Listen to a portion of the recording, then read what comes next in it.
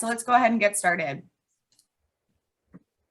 Again, thank you so much for being here this morning. My name is Gracie Simmendinger, and I'm the president of the Downtown Council of the JAX Chamber.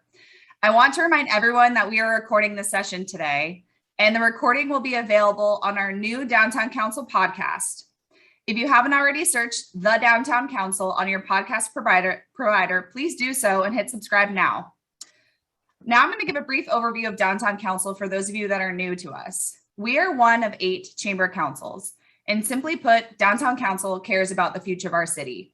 We represent Jacksonville's business community, including major corporations, growing businesses, and startups. Our goal is to connect one another so that downtown and greater Jacksonville will thrive and prosper. In a city with 7 bridges, we are the 8th bridge. Our meetings offer a brave space to discuss local topics, and we look forward to different perspectives on what makes our city great and ways to make it better. We also pride ourselves in keeping you informed of local business and civic issues by bringing top-tier speakers to our meetings. Clearly, this morning is no different. Today's speaker is Steve Atkins, the principal and managing director of the Southeast Group. As you may know, Steve has had a really big week already, and we are thrilled to have him join us. Steve will be speaking on the Laura Street Trio project and the Downtown Riverfront Master Plan. Welcome, Steve. Hey, At this point, awesome. At this point, I'm now going to recognize all Downtown Council board members. This is a complete group of volunteers, so if you will please wave to our attendees this morning. And at this time, I will now recognize all new members to the Downtown Council. Betsy Fallon, Tanya Adams with Ability Housing, Joe Hensley with Hyatt Regency Jacksonville Riverfront, and Alicia Ballman with Jacksonville City or Jacksonville. Welcome to DCC. We are so excited to have you. At this time, I'm now going to turn over to our programs director, Laura Phillips Edgecombe, to share more about today's speaker. Laura, take it away. Good morning, everybody. Thank you, Gracie. Happy Friday.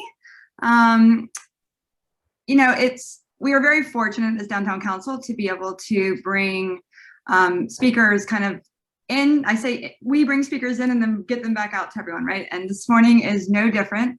We are very, very excited this morning to have Steve Atkins speak with us. And so I just want to kind of give, for those of you, I mean, everyone knows his name, right? If you're in Jacksonville, you know his name. And so I just want to kind of give you a little bit of the fun stuff about him, so we can kind of get to know him a little bit. And then he's going to talk about all the amazing projects that he has going on for us in the development of downtown.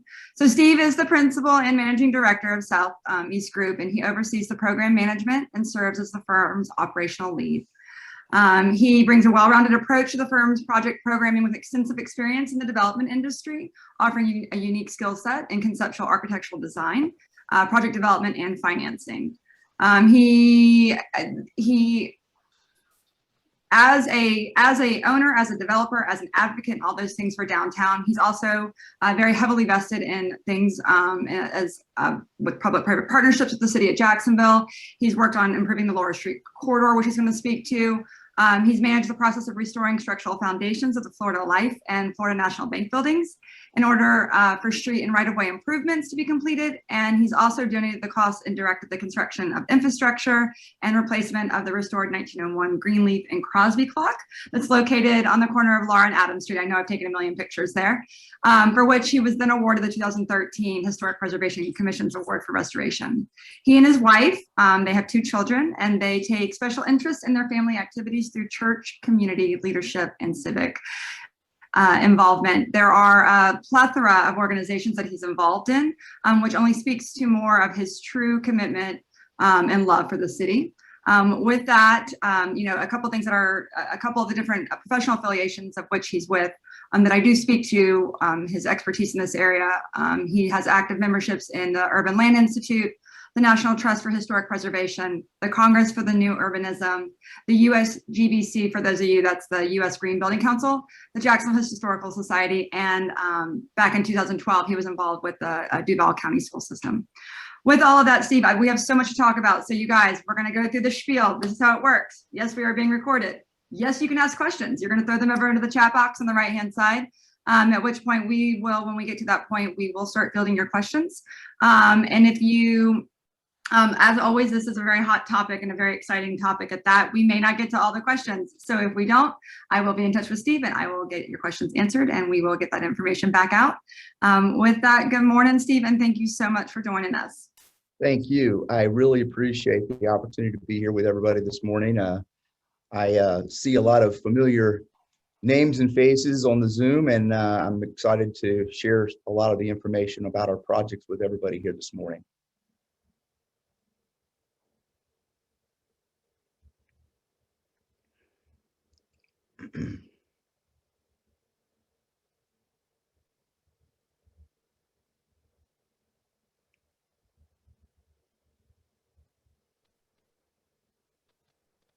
Are you guys ready for us to go ahead and get started? Yes, Steve. Yes, okay. I was just about to say, if you want to go ahead and pull up the presentation, you can go ahead and let me share my screen and we can go ahead and get started.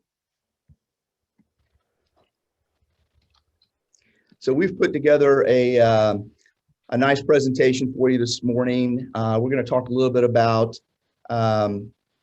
past, present, and future. We are a Jacksonville-based real estate development firm. I am born and raised here in Jacksonville, grew up in San Marco, and built my business in Jacksonville. Over the past 30 years, we've had construction and design build efforts throughout the southeastern part of the United States. And in 2013, we merged essentially 5 companies into Southeast Development Group. So we also have a CDE, which is short for a community development entity. We're certified by the U.S. Treasury to employ tax credits for real estate projects and businesses, and we've been very active in that market. So with that said, I'd like to just get started, and I would like to start with hitting a few highlights, and we'll start with Barnett. Everybody has asked us forever about the Barnett building and what all is going on there, where do we stand, and it's been a great project. We actually started that project back in 2017, and it was completed in 2019. Everybody who is familiar with downtown or spends time here saw a lot of the activity and work that went on in the building. It's a full historic preservation and adaptive reuse for the building that was built back in 1926. You see the picture to the left. This is what we started with. It was just a shell of a building. It had no infrastructure whatsoever, no electric, no plumbing, nothing left, not even a wire. It was simply just a shell. And so it was a tremendous effort to put the building back together and bring the types of tenants and operation that we did to the building. But in all, it was about a $55 million overall project. We were able to secure $7 million in federal historic tax credits for that property, and those are different than what you get from a local standpoint for tax credits. This is a federal program. We also engaged through our CDE and secured almost $9.5 million in tax credit equity through the New Markets Tax Credit Program. So that was very instrumental and helped us bridge the gap, so to speak, in a lot of the costs associated with that project. Our anchor tenant is JPMorgan Chase. They are very proud to have that space in the building. They occupy the historic banking hall in the lobby. And of course, now you all can see Chase's name in the skyline in downtown Jacksonville. So that's been great. University of North Florida also occupies space in the building. The Jacksonville Business Journal has its headquarters, and probably the most successful program that we've had has been the multifamily units. We have 107 multifamily units in the property, and they're 100% occupied. So JPMorgan Chase, again, just to touch on the highlights there, they're occupying the historic banking hall. You can see kind of what we did with that space. It was a tremendous effort for both for Chase and for us, but very excited about what that meant for the building. Again, University of North Florida occupies 2 floors. They have a classroom space as well as an entrepreneurial and innovation center, which develops new business for the area. So that's a really great program to have downtown. Jacksonville Business Journal, they occupy the historic mezzanine. They overlook Chase Bank, and they have about 3,500 square feet. That's their headquarters locally for American City Business Journals, which is part of their network. Again, the multifamily apartments, we have 107 units. They are from studio size up to 1,600, a little over 1,600 square feet. Studios, 1 bedrooms and 2 bedrooms. We originally pro forma this building at about $1.75 a square foot, and we are currently averaging about $2.25 a square foot, which is great in terms of what that means for the market. We went to 100% occupancy within 5 months of completing the property, and we consistently stay at 100% with a wait list of up to 50 people at a time. So we believe that we can lease anything we can build in downtown Jacksonville. So we're excited. Our next project, which is everybody's favorite, and of course, the hot topic at the moment, is Laura Street Trio. The Laura Street Trio is probably the most complex project that we'll ever try to tackle in downtown.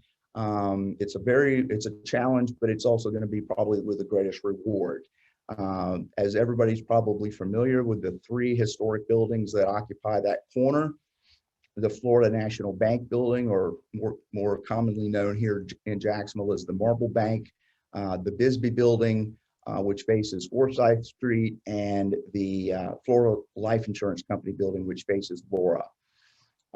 This project will be both an adaptive reuse and historic preservation program, along with new construction. We will be building new additions to the buildings that help support the hotel program and retail program that are part of this project. We just received $24.6 million in incentives from the city of Jacksonville, and that deserves a great deal of thanks from us and the community. Thanks to the DIA for their hard work, City Council for supporting it and approving it, and maybe most importantly for the mayor and his support for downtown and his commitment to continuing to focus on downtown and its development. So we're very appreciative of that. It'll be a very complex capital stack as well as a project itself. It'll just cost a little over $72 million to execute the entire program. We will earn about a little over $9 million in federal historic tax credits for this as well. And the program is going to consist of a Marriott flagged boutique style hotel. The Autograph Collection is their 4-star program that it's very exclusive and very well suited for this particular property. So it will be exclusive for Jacksonville and for North Florida. And it'll be it's just the perfect fit for what we're looking to do. We'll also have some additional retail. There'll be a number of restaurants and bars in the space, as well as all the supporting type of units and spaces that will be appropriate for the hotel. I'm going to offer a little bit of a sneak peek today. We haven't really talked about this publicly a whole lot, but we are planning a second phase that will be an apartment building that will include another 90 units. That's going to be in the lot, as you see in this depiction here. It faces Forsyth. It runs north-south between Forsyth and Adams Street. So the open lot that you see now will be filled completely when we're completed. That is in planning, and we haven't officially released the information on that yet, but we're going to give you just a sneak peek this morning. So this is a view from Laura Street. You can see that the addition on the left side or the north side of the property is very contemporary. It is done that way purposely so that the historic character of the original buildings are celebrated. So the Park Service, National Park Service, does a lot of review and is very, very specific in terms of their approvals. And we went through a very long and arduous process with them because they reviewed each building, each of the 3 buildings individually as individual properties. They were all built at different times, so they were reviewed as individual buildings. So the additions that we're going to build will be an 8-story tower on the north side of the Florida Life building. It will it'll have ground level retail, the hotel rooms above that up to the 8th floor, where there will be a rooftop bar that overlooks Laura Street, north and south, down to the river. The Marble Bank building is going to be a restaurant and bar.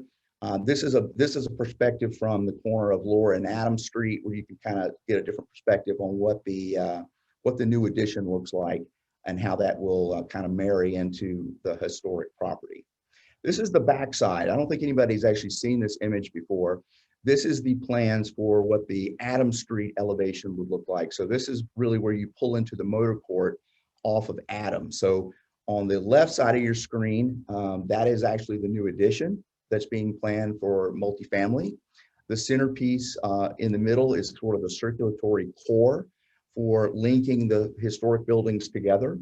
And then to the right is the opposite end that we just looked at of the hotel. So it will be a very complete and compact space on that corner, and reactivate that entire half block from Forsyth, Laura, and Adams Street. From Forsyth Street, this is the view, again, that's also depicting the planning of the apartment complex that's on the right side of your screen. Everybody, I think, recognizes the Bisbee building and the Marble Bank building. So once they're put back together, it will be really an exciting project and a real anchor for the epicenter of our central business district. This is the money shot. This is the one that everybody is familiar with, that gets used and recycled over and over again. That corner of Forsyth and Laura Street, and the really what's special about these buildings, aside from all the historic context, very seldom do you see in a historic setting where the most prominent corner is reserved for the lowest space. Usually the highest building or the most prominent building would be set on the corner. You can argue which one's the most prominent here now in downtown Jacksonville, but it really creates a nice frame for the Marble Bank building, as well as the open spaces on all the views from the towers. So, the Marble Bank building was built in 1902. It's probably one of the grandest spaces left in downtown Jacksonville, and it'll be really phenomenal when it's completed. The Bisbee building was built in 1908 as a speculative office building. It was doubled immediately in size because of the success they had in leasing. And then the Florida Life Insurance Company building was built in 1911 and is considered the first skyscraper in the state of Florida, even though it's 12 floors. So it's really interesting. Both the Florida Life building and the Bisbee building are Clutho designs. So there's a whole added context of history in terms of what happens there. Quickly, we'll talk about Riverfront, and that's really our next big project. And I have a video prepared that's about 12-13 minutes long that I'd like to show you. It really articulates the scope and context of the project, the programming, and what we believe is the right approach for developing our most important asset downtown, which is the North Bank along the St. Johns River. So with that, I'd like to show you the video. Every great city has a great downtown. Great downtowns attract people based on their feel, their sense of place, and their energy. It may be an area's history, a grand space, architecture, or simply its natural surroundings and resources. Nothing says Jacksonville more than the mighty St. Johns River. It's the life source of the environment and shapes the way our community lives and works throughout the area, nowhere more dramatically than in Jacksonville's downtown. At its narrowest point, the St. Johns turns back upon itself and creates a tremendous energy, pushing and pulling the tides and currents directly through the heart of the city. Where all this happens, the city has centered its business, governance, and most exciting activities at this focused point of convergence. It's where the city shows the rest of the world who it is and what it's all about. Now more than ever, the community finds itself at a time and a place where opportunity affords it a chance to take the next step in the great story of Jacksonville.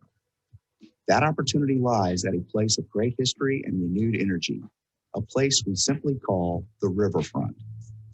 Over the past several years, city leaders have made conscious decisions to create new ways to reposition Jacksonville's downtown.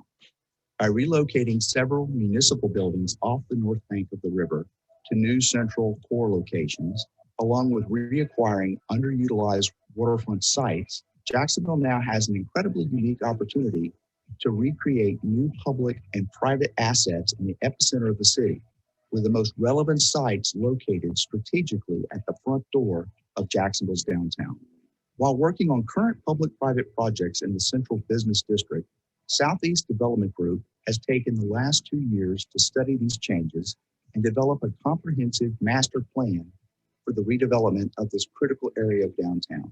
By assembling the best in the fields of planning, architectural design, and mixed-use programming, Southeast introduces its ambitious plan for a new public-private partnership to reimagine Jacksonville's most important waterfront area, the plan for a great downtown Jacksonville.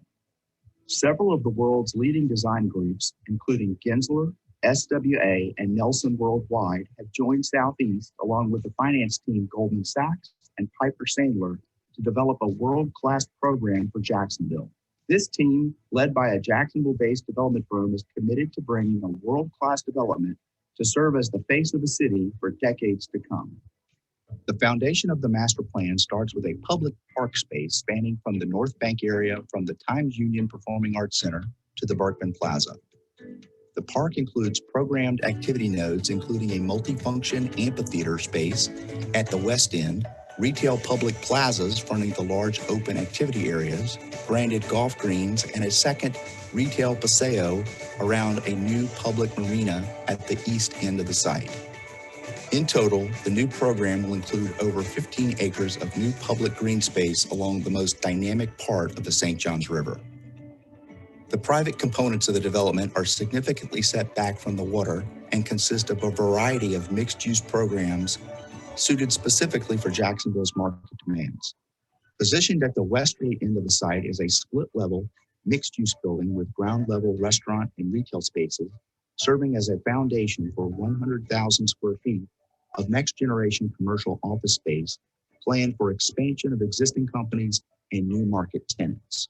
An open corridor to Laura Street is a guiding principle of the design, allowing unobstructed views to the river, promoting the public experience from inside the central business district through the park and to the water's edge.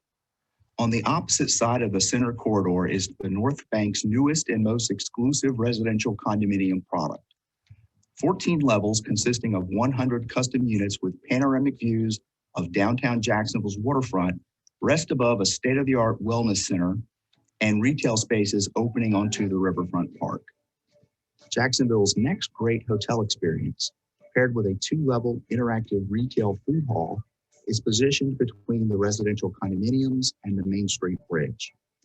As a centerpiece of downtown entertainment, the public, along with guests from the 208-key hotel, will experience year-round indoor-outdoor dining and music events at the most dynamic park space in downtown. On each side of the Main Street Bridge, the secondary on and off ramps are removed as part of the redevelopment of the site. Pedestrians and daily runners using the Main Street Bridge as a critical link between the North and South Banks will have easy access to the entire 5K loop via new circulatory structures positioned on each side of the bridge, maintaining the critical connection to the North and South Bank Riverwalks. As a critical response to changing market conditions, a new type of commercial office space is introduced to the downtown market with the Riverfront program. 2 interconnected mid-rise buildings offer unique well, health, safety, and LEED certifications. Featuring the latest healthy environment technologies such as foldable outer glass walls, occupants can transform indoor office spaces into open-air terraces for the most unique and healthy working environments in the downtown marketplace. With flexible and expandable floor plates, this product is uniquely positioned to help promote downtown Jacksonville as a great option for the significant number of companies now looking to relocate from northern markets to Florida. The development program also addresses the existing Hyatt Regency Hotel. As a future phase, the current site of the hotel's parking structure has been planned as a unique blend of multifamily apartments and additional residential condominiums, adding strength to two sectors of downtown's residential density. With a tiered design of for-sale condominium products above new multifamily apartments, 87 new units ranging from studios, 1 and 2 bedroom units would be offered in a range of market rate price points, while another 104 residential condominiums are located in a stunning 26-floor, 5-star high-rise building. The Hyatt Regency Hotel has been addressed as an integral part of the Riverfront plan. As a convention-oriented hotel uniquely positioned in downtown Jacksonville's central business district, the Hyatt can be re-engaged as a great asset to the downtown experience. That begins with the reimagining of a right-sized, uniquely designed exhibition, entertainment, and technology program. Flexibility, virtual technologies, and adaptive spaces have been addressed with this design. Retail and entertainment orientations on the ground floor and roof space are programmed with 365-day-a-year uses to support an ever-evolving visitor experience. Program architect Gensler has integrated unique digital technologies throughout the facility, making it one of the most unique and adaptable large volume gathering spaces in the country, and allowing Jacksonville to truly compete in the greater hospitality convention market. An icon of the Riverfront plan is a new 27-level residential tower anchoring the east end of the site, with 300 multifamily apartments, including studios, 1 and 2 bedroom models serving the first 10 floors. Another 110 residential condominiums are offered in a variety of 1, 2, and 3 bedroom custom finish units spanning from the 11th to the 27th floors of the building. To round out the development, special public gathering spaces are created to punctuate the Riverfront experience. A new retail and entertainment paseo wrapping the base of the multifamily and condominium tower greets visitors to the site from Bay Street, Liberty Street, and the new Marina Drive, while public activity spaces and a 2-level boathouse restaurant are poised directly over the water around a 3-acre river basin and publicly accessible marina. All new stops engaging the North Bank Riverwalk and celebrating the St. Johns River, offering visitors the greatest downtown Jacksonville experience imaginable. In total, the Riverfront development plan consists of over 2.3 million square feet of new real estate assets, creating a major impact in transforming the North Bank of downtown Jacksonville and ultimately the face of the city. It is the next step in heightening residential densities, evolving commercial office environments, and creating the programmed waterfront civic spaces long deserved by Jacksonville's citizens. To facilitate this program, financial team Goldman Sachs and Piper Sandler have been engaged to consider approximately $1 billion in overall investment for both the public infrastructure and private sector components of the development. Another unique opportunity at a critical time in the current economic cycle. The opportunity to create a true 24/7 destination in downtown Jacksonville that will sustain the city's continued growth and serve as the benchmark place of the community. It ascends Jacksonville to one of the world's great cities with a great downtown.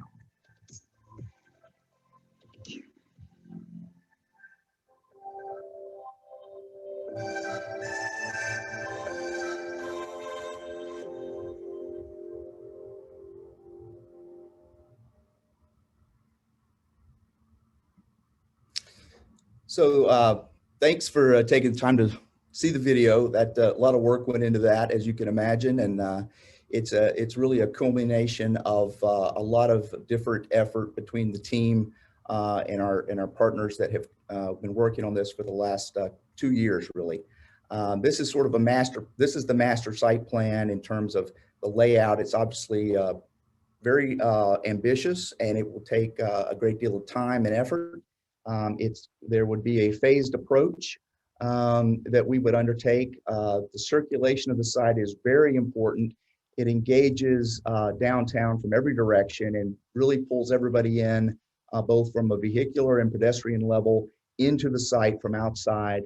It also is respectful for a number of the most important trail points, one being the Emerald Trail, which would integrate into it from the west. It also respects the plans for the U2C corridor along Bay Street. So it engages that along the way, of course, with the Riverfront Riverwalk as well. We would anticipate a 6-year phased approach. This kind of maps out the phases as we would see them happening. Obviously, infrastructure and parks, which we'll talk about more in a minute, are very important and would be the very first thing that would need to be undertaken in conjunction with the spaces that are represented behind the Hyatt, and then integrating immediately thereafter into the commercial components along the west and east of the Main Street Bridge. Once those things are completed and parking is associated in support of the program, then there could be the option of developing the last phase, which is a replacement, if you will, of the parking structure next to the Hyatt with additional multifamily. This is probably one of my favorite plan slides here that we've integrated. We were very mindful of how this plan promotes visibility from the inside the central business district out through the plan into the river. So there are 9 distinct view corridors that are represented here to allow people to be able to enjoy the river view from inside the central business district, not just on the river itself.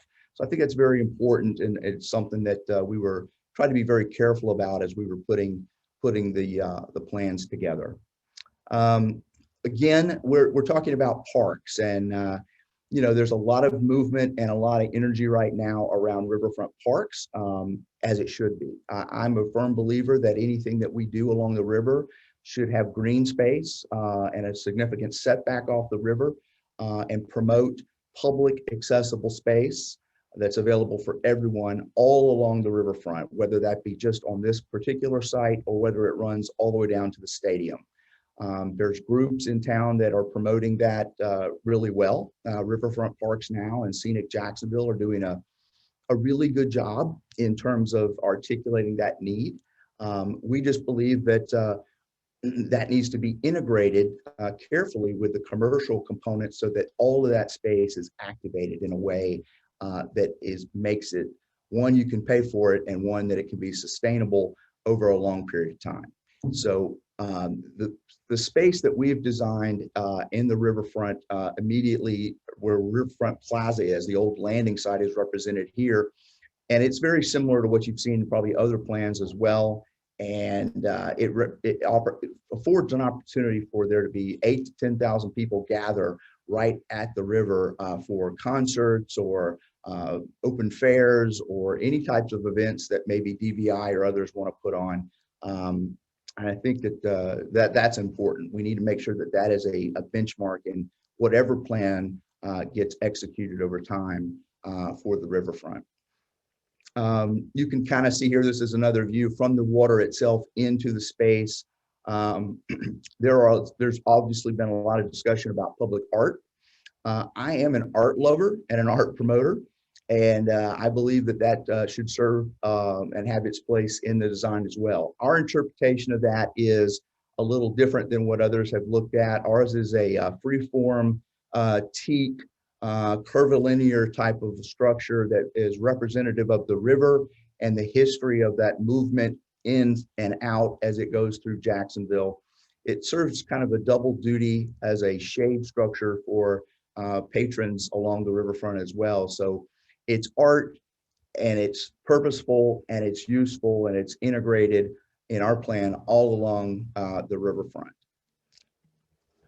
We've also been very mindful in the changes of the market, and this represents a change to what you saw in the video. We've added this recently. It's another multifamily component that is stacked on top of those commercial buildings that we described in the video. The commercial space has actually been reduced, and that's done in response to the market conditions post-COVID, and it allows us an opportunity to stack another 300 plus units into the mix as additional multifamily, both apartments and condominiums in the space as well. One of the most critical things that we can focus on now, and absolutely need to make a priority is multifamily density in our downtown. Regardless of what plan you like or how you think it should be configured, we are absolutely at a point in our market and in our time frame here in Jacksonville where we need to promote residential density in any way that we can. It is the driver, it is the secret sauce, and it is what will make everything else work. So the more folks that we can have living downtown and being an interactive part of all of these plans, that is what is critical, and that is absolutely what we need. So I wanted to save the rest of the time for questions and answers. I know there's probably a lot, and I'm happy to address anything that you might have. So with that, I will turn it back over to the chamber. I'll stop sharing my screen, and we'll go for the questions. Thanks, Steve. Yes, we have a lot of questions, and it's a good thing that there's a lot of really great questions, actually. And before we get into that, I just want to say thank you for giving Downtown Council some sneak preview stuff. I'm excited. We're very proud that you felt comfortable enough to share it with not only with this wonderful, amazing group this morning. It means a lot to us. So thank you very much. We're really excited. I'm just going to kind of start delving into questions. And you guys, like I said before, and I've said it for those of you that join us every meeting, you know, I say this, like, we might run out of time. I'm telling you, we're going to run out of time this morning with the questions. So I'm going to get to as many as I can. And then Steve, I'll email over to you and your crew the questions that we weren't able to get to this morning. Okay. And then guys, we'll send it out. I promise. Sure. Promise. Okay. All right. We're just going to get rolling into these. You know, you have multiple projects going on, and there's other questions regarding development and your thoughts and opinions on that. So we're trying to group them together. I'm going to try to kind of stick to a topic. But if we go off, it is what it is, and I'm sorry. So we're going to start with the Laura Street Trio. Bruce Forker wants to know, so when will you start taking deposits on the condos? And how soon can people start getting into those spaces? Bruce, are you moving downtown? I want to know. Tell Bruce I will send him an address and a bank account as quickly as I can. Okay, so let's, so Michelle Worley would like to know, will you complete the Laura Street Trio project prior to the beginning phase 1 of the River project? How's that going to look? Yeah, it's a great question. So obviously, now that we've passed the city council final approval for the Laura Street Trio, that really was kind of the last check of the box for us, where we should close on our construction financing within the next 30 to 45 days. And there is already a plan in place for mobilization with our contractor at an early stage this fall. I'd like to say October, but it'll more likely will be November. That's going to be start of about a 24-month process. There's about 10 months or so of structural remediation and initial phase work on the buildings, and then we'll move into the new construction. The Riverfront obviously is a more ambitious plan. It's a much larger plan, and it's going to require a lot of collaboration with the city under a P3 scenario. So we will be making a formal proposal in the next few weeks to the city, and we would like to hope that will be received positively by the DIA and the administration, and we're anxious to collaborate with them in moving something forward as quickly as we can. There's obviously a plan in place for different things that are trying to coalesce and come together. We believe that it needs to be cohesive, and you plan the commercial components of that along with green space together so that it all works together, it's activated together. These are very important decisions that we're facing. These are generational choices that we're making. So it's really important that we get it right. Whatever we do now is probably what we're going to live with for the next 40 or 50 years. So we want to make sure that we take a breath and plan this the right way while the money's at the table, while the market's the right time, and we have the support that we need. So you said, and I'm gonna, because Nan asked how long is the project. So you're thinking that the project itself will take about 24 months once it starts, The Laura, or the Laura Street Trio is scheduled Yes. for 24 months. okay, okay, And then we'd like to think that within the next year and a half, two years, there could be a groundbreaking, certainly for for the River. Okay, okay. Sorry, I am taking notes. Everyone knows that I love this stuff. I geek out over it. So I'm taking notes as we go. Okay, so that was Nan. Nan, we answered your question as well. Mike wanted to know, he kind of asked the same question about like the ending of the trio moving into the phase for the river project, but he wants to know how many units will that be? And then like for programming for the rest of the building. For the trio, how many units exactly? And then what's the rest of the building programming? Like, what does that mixed use space look like in your mind? So the Laura Trio, as it stands right now, is all hospitality and retail restaurant. Okay. In the historic buildings and the initial addition that we already have planned that will be underway. The other component that's in planning now would be a second phase, which will be multifamily. Okay. And that would include about 90 units, and they would be a range of unit sizes and price points in the addition. There would be some additional ground level retail space. We're looking at a space for a dry cleaner, another cafe, and some amenity that would be available for the tenants. Okay, and then moving over to, just because we might as well ask for the next project. I mean, there's a lot in the river project, right? So, but how many? Yeah, the river housing matters for us, right? Yeah. So it should, and that's the most important thing. So as it stands at the moment, it's just over 1,000 units, and Okay. that is spread between multifamily apartments and condominiums. We do believe that the market can support condominium at this point. Okay. The price point is up at a stage on multifamily residential apartments that can allow you to go to the next level in terms of vertical development.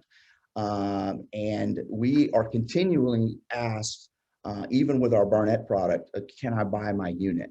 Mm-hmm. So that's a great sign for what's happening in the market. We should be sensitive to time because the market can change at any time, as we know. And it's really important that we focus on that as quickly as we can, given that we are probably past the crest of this market. We're on the back side, and we want to make sure that we hit this economic cycle. Okay, thank you for answering that. The next one we're going to go to is, oh, this is a really good question. Okay, so Bill Hoff wants to know, you've made your name on notable historic preservation projects. These projects are often more challenging and expensive. How did you become so passionate on this type of development? Well, Bill, that's a great question. Thank you, Bill. Historic preservation is a passion of mine. It has been for a long time.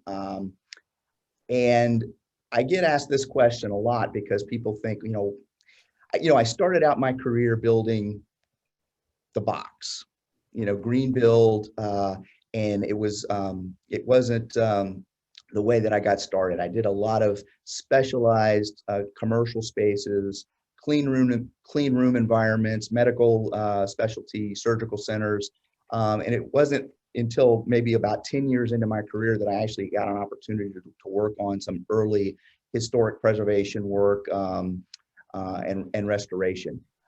I love that challenge. I like doing things that's not building the box because anybody can build the box. I like the prospect of taking something from a very rough stage that used to be something grand and bringing it back to life. And it's very gratifying in a lot of different ways. You certainly don't make as much money doing those types of projects as you would doing others, but this is more than money. It's about doing something that's really special, and that there's a sense of pride. And the fact that I'm from Jacksonville and have the opportunity to do these particular projects, I've said many times publicly, and I really do mean this, that I feel like it's a privilege to do that type of work and these restoring these buildings, because once they're gone, and there's too many of them that we've had in our downtown that are absent now that we wish we had. But to save the ones that are left and really make them special, I really find that gratifying. And so, and Bill, I know you feel the same, because I've talked to him about it before. So I appreciate that very much. I mean, I would say that, there's a lot of people on this call that feel that way.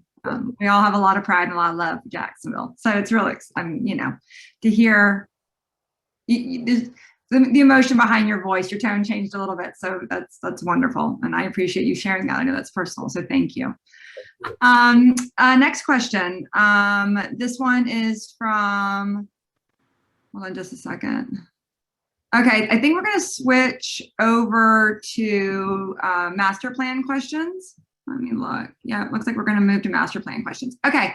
Okay, this makes sense. So Ernest Smith wants to know, Steve, how will your master plan deal with the storm surge and the flooding, especially in that area that you're looking to develop? Yeah, it's really important, and it's a great question. So one of the things I didn't touch on is that we've looked at resiliency as a kind of a critical first step in what we're doing. And that really has to be addressed, not just on this particular site, but all the way down our riverfront and the North Bank, all the way down to the stadium. Creating green space helps a lot in terms of mitigating any kind of storm surge. But in the event that we have a real large event like we had with Irma back in 2017, it can be really catastrophic. And look, we all know if we're downtown how much of it got flooded.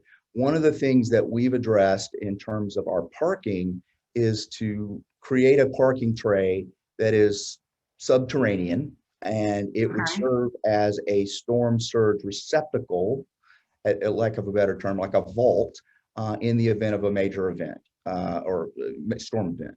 So the water actually is received. What can't be mitigated by the green space is actually interned by the parking trays and then pumped back out after the storm surge subsides. So so everything, what's nice about our approach is that you don't have the large parking decks that stick up out of the ground and everything's built up, which sort of kills the personal orientation and the things being built at a human scale. This allows the activity to be at ground level and the parking to serve underneath those spaces as foundations. But in that certain event, when the storm surge comes in and floods, we at least are able to mitigate a great deal of the damage that would occur. You're never going to get, you're never going to be able to address 100% of a storm event.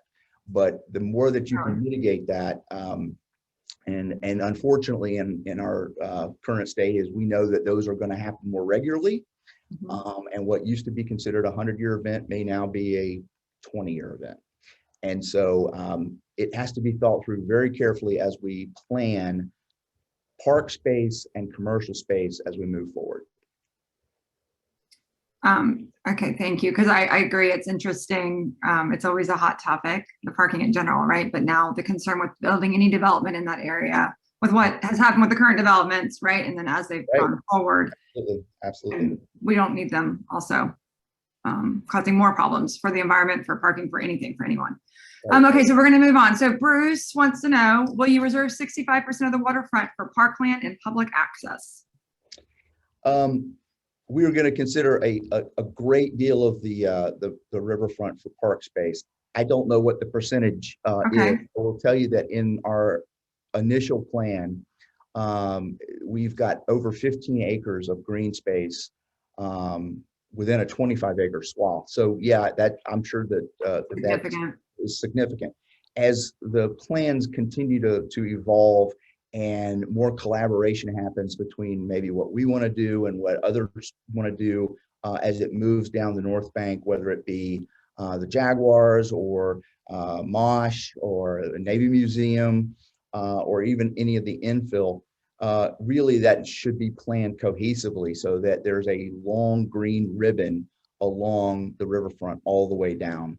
I still believe it needs to be balanced with commercial development so that it's activated, but we have a great opportunity to have a real world-class park as part of these overall plans. And I think that Jacksonville, you know, we want parks. We like to be outside. We're very fortunate to have semi-great weather all the time. Great way, great way for the public to be able to access the river. Exactly. And where we they need them. may Yeah, we may not have the opportunity other places. correct. And we want them to come downtown, right? We talk about that all the time. How do we bring people into downtown? There needs to be destination spots that aren't just for work. Okay, so this one's a good one. Robert Devers would like to know, is the Southeast Development, are y'all working with the Jesse on the North Bank River study? We have had conversations with the DuPont Fund and Okay. folks that they're working with. We've also had conversations with the Jaguars and the folks who are doing Mosh and others. We've had some conversations with Riverfront Parks now. I know a number of the folks that are part of that organization personally, and so we believe that it needs to be a collaborative effort. And you know, there's lots of different parts and pieces and a lot of different plans that kind of circulate around. You need to have a true master plan that represents everybody's interest in the best way that it can. That's not always easy, but certainly that is something that we would like to do and continue to work hard at. Well, to the, because we're gonna kind of go into some questions now that I think are more tied to some of the larger scale. Are you planning for the apartments to be mixed income? And will any of the housing, so Nancy Powell wants to know, are you planning for any of the apartments to be mixed income? And then Michelle Worley, kind of like it follows up, was asking, will any of the housing units speak to Jacksonville's severe lack of affordable housing? So yes, they will be a range of market price points that will also include some affordable guideline properties. One of the kind of criteria, if you will, that our financing partners have, Goldman and Piper, is social responsible lending, and that includes keeping a certain percentage of these as affordable units. That's not low income, that's market for workforce type of product, but yes, that will be part of the overall program. And as we look at expansions in the future, there's also some additional opportunities that we're looking at that would afford us even a greater opportunity at that. Okay, good. That's wonderful to hear. We're going to, this one's a good one. Nicole Ham asked, see, this is obviously a very complex project that will require significant labor. Is there a commitment to making sure the jobs available on this project will be local, meaning that those workers themselves live in JAX? Yeah, so that's a great question. It's important to me as somebody from Jacksonville, and I have a lot of family who is in different aspects of construction and with even some of the local labor unions and so forth. So I always strive to try to have as much local workforce involved in the project as possible. I believe that if community dollars are being invested in a project in the community, then it should be a guiding principle that we try to bring as much local workforce to the project as possible. That's always been the way I've approached things. When you do a large project like this, what we're proposing, clearly there's a lot of different opportunities. Not all of them will be able to be satisfied with just local labor, but it should be a priority, and labor across the socioeconomic spectrum as well. I think that's is important, and we should be responsible for that, and as we move forward. Wonderful. That one's a good one. Tracy Acker Williams would like to know, this is great. I noticed several residential buildings. What about more hotels so that we can host larger events such as the Super Bowl, those sorts of things? So Jacksonville has a lack of hotel rooms and for large events. And obviously the Trio is not going to be a large hotel. It's more boutique style, 145 keys. If you notice in our plan for the Riverfront, there's another hotel that's programmed in there, and actually Marriott is very interested in working with us on another concept for that hotel would be between 200 and 300 rooms. but yeah, I mean, there's an opportunity for us to look at additional hotel opportunities with this plan with as large as this is. So I think that that's important. You can't you have to be careful in terms of the market, in terms of how many rooms that you bring to the market and what type of hotel it is. We would look to it to be very entertainment oriented. We believe that's the draw, particularly for younger demographics, which is what we want to bring into downtown. So yeah, that's certainly an opportunity. And then Karen wants to know, is there any thought on including Aqua JAX proposal for downtown aquarium? So I get asked that question probably as many times as anything else. Here's what I'll say about aquariums. One, that's probably past my pay grade. I don't know a lot about aquariums. What I do know is that they're extremely expensive, one, to build, and then secondly to operate. And most cities that have great aquariums have large endowments that are associated with them, and that allows them to be able to do something that is probably for most intents and purposes not economically feasible. Right. It's a real tough nut, and I think an aquarium is really cool, but if somebody had the right program that wanted to bring that to the table for it to be incorporated, I say more power to them. That's not something that right now that I have a focus on. I think there's great things that are proposed along the riverfront that should be viewed as cohesive parts of an overall development plan. The Navy Museum is going to have the Orlick here in I think December, and we are really excited about that, because a Navy Museum downtown would be fantastic, and I think that would be a great draw, not just for obviously the military community, but kids would love to come down and walk through a ship or look at a plane parked next to it. Those are really great things, and Jacksonville really should be represented with its Navy community. Absolutely. Downtown, it really should be. Mosh really they're planning a great program with a really world-class museum. Another huge component that we really need to recognize. Are there any plans? I know you spoke to the marinas themselves that are part of this plan, but as far as public boater access, right? Like right now we have the docks are done. That part of the project's done over at, which is very exciting. So there is public boater access, but I feel like the more that comes into downtown, this is from Alicia Bowman, like the more that comes into downtown, the more people are going to want to bring their boats and tie up and hang out for the day and leave. Will there be enough to accommodate a large mass of boats? Well, you need to be able to create marinas that can accommodate boats of all sizes, not just the small personal watercraft, but the bigger boats too. Mr. Pond wants to park his boat down here somewhere, I'm sure. And but there's, we're in the river city, right? We are celebrating the river. So as many opportunities as you can place along the way in the proper configuration. And keep in mind, there are a lot of restrictions on what you can and can't do with marina space along the water. The river is at its most narrow point. It's at its strongest current right here in downtown. So you have to be careful in the way that those things are configured. And if you've ever tried to navigate a boat up into that space, it can be challenging. So, but there's plenty of places along there for us to create marina space. And we absolutely need to do that. Real quickly, just because it's 9:04, I'm going to say if everyone's comfortable, we've made a decision. We're going to keep rolling with questions if everyone's okay with that and skip breakouts. Steve, are you good for 10 more minutes? Okay, perfect. Okay. Okay, so we're going to move to, these are kind of like other questions. Like these are kind of more about like, your thoughts, views on what's going on overall. So I'm going to go, Zach Taylor wants to know, do you plan on engaging in the RFP process for the Fort on Bay property that the DIA is going to put out for bid? Yes, I think, the Fort on Bay site is a kind of the entry point for this plan. It's a big component. We will be discussing that more in the near future.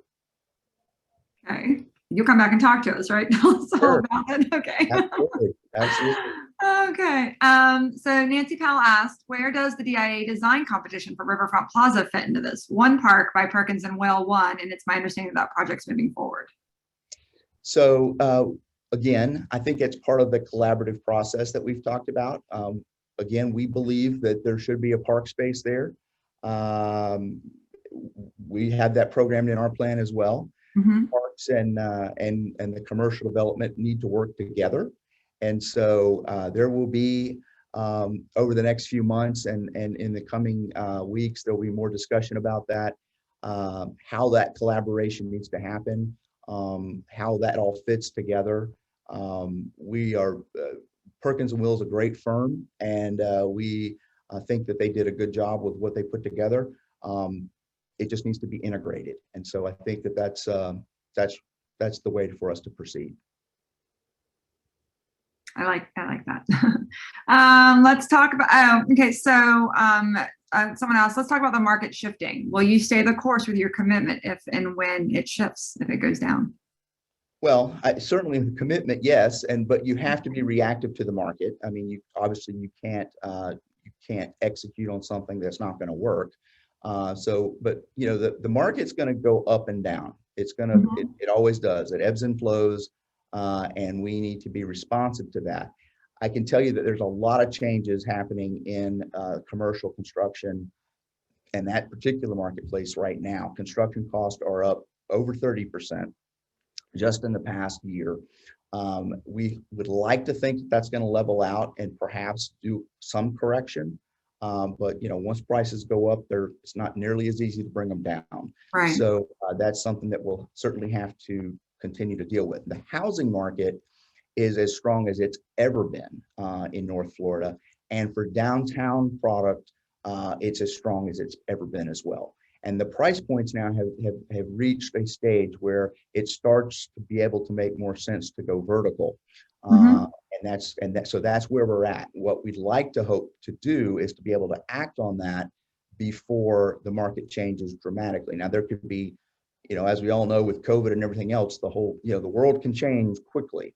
And so we have to be responsive to that. But I believe Jacksonville has a bright future and continues to have an upswing in its in the projections. We need to be responsive, and we need to be thinking about bold, big steps because that's what our peer cities are doing, and they are executing, and we need to catch up. A great example is Tampa. Look at the great master plan projects that they're doing in their downtown, and it is transforming the city. The chamber itself used Tampa as an example to go back and do its chamber trip on this past year, and everybody was extremely excited and impressed with the things that were happening there. We need to do the exact same things here in Jacksonville. We absolutely have to. It's a competitive market, and just for cities as well as for individuals. And so we need to make sure we stay the course and plan in that fashion. Well, and I think that that's definitely, you know, overall thinking ahead and being proactive to the changes that we don't know are going to come. I mean, being able to fluctuate, and you know, it's the COVID's like the word pivot and everyone uses it, but it's such a good word to explain. I mean, as these projects evolve, you know, knowing that they will be sustainable over time and that they too in the projects themselves can change to make sure that they can stay, you know, and that we don't end up like repeating history in 50 years, and then we have a bunch of projects that are left over from, you know, the past. Or find ourselves 20 years down the line and we haven't made the right choices now, and you're thinking, oh, well, you know, what do we do? One of the things you asked me about our commitment and staying the course, you know, we are committed. There is a great opportunity here with us, with our financial partners and the strength of the market. What we would ask is that we get support from you guys, the chamber, your group, and the community, because it all needs to be a community effort. This is all of our city, and we all need to be able to support our future. Now, downtown's not for everybody, but I think for the most part, for the folks that are on the call here today, it is, and it's very important. And I think we owe it to the next generation to make sure that we make the right choices now and to support one another in making sure that those things happen.